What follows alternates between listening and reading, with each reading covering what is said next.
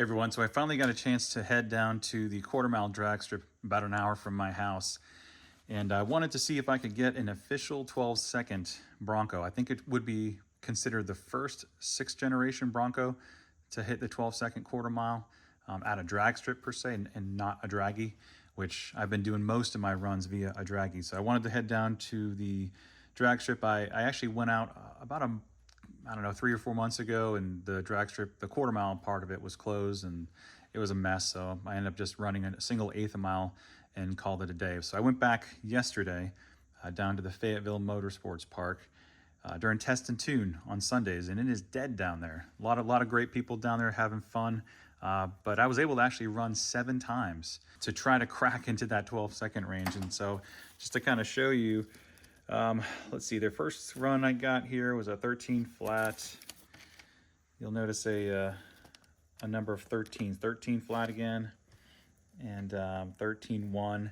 I have 2 more runs here that are on different slips that were also 13 flats. I was consistently getting 13 flats, consistent, which is great, but it wasn't in the 12-second range. So eventually I kind of figured out some different strategies.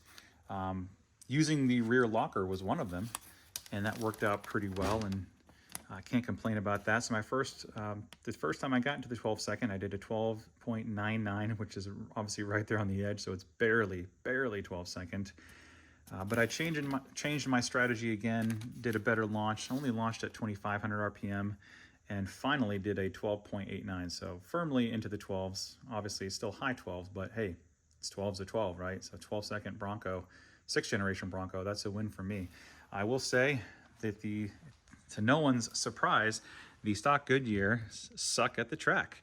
And I had these aired down to 30 PSI, and they wouldn't hook at all, which is kind of expected. Obviously, it's an all-terrain tire or whatever, MT tire, and it's not going to obviously hook at a drag strip. But, you know, considering it did okay. I will say I've actually got better times on the street. I'll put up my best time here on screen, my best draggy pull at least.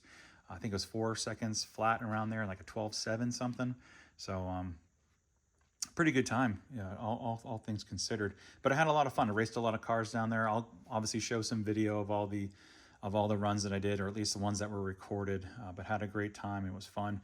This was to my knowledge, the first 12-second Bronco via an actual drag strip. So pretty cool win. Obviously, Broncos aren't really drag racing machines here.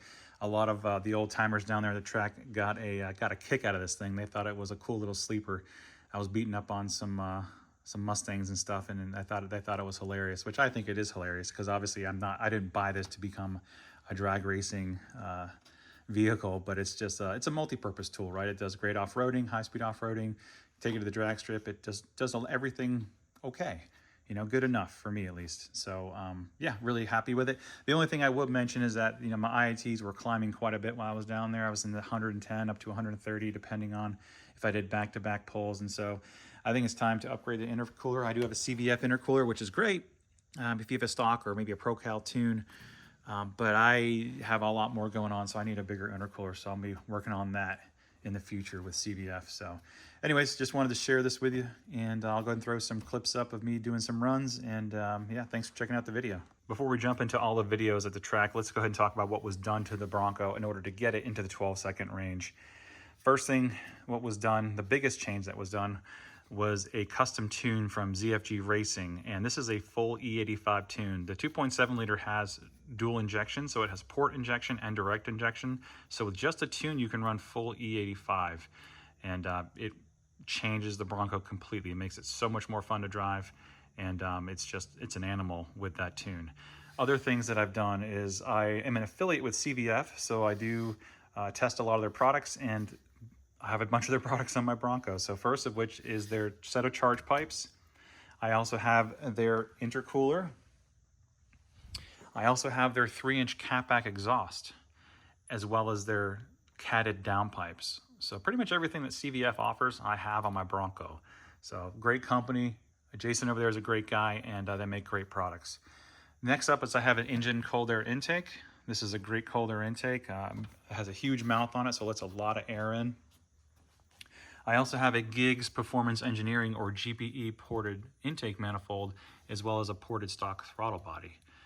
Also have a Boomba Racing throttle body spacer and a Boomba Racing intake spacer.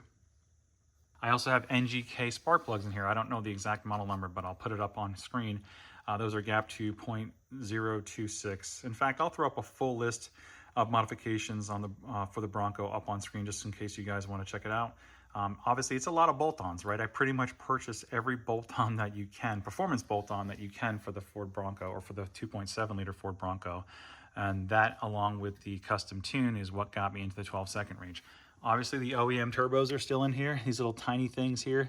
I've seen a peak about 24, 25 pounds of boost with this E85 tune. The next step would be to go CRP Stage 3 turbos or Turbo version 3 variant, Turbo Bay version 3 variant. And so you have some options on the turbos. They do use the stock housing, they just bore it out. They push a lot more air. The stock turbos, I think they push about 44 pounds per minute. And the CRPs, I think, are quite a bit more than that. I'm not sure the exact spec. But anyways, that's the next biggest upgrade. If I do that, then I need to also upgrade the port injectors to F-150 3.5 liter stock injectors. And that's it. No change to the fuel pump or anything else. I can continue on with E85. So anyways, that's a list of performance modifications. Any questions, obviously let me know. And here's the videos.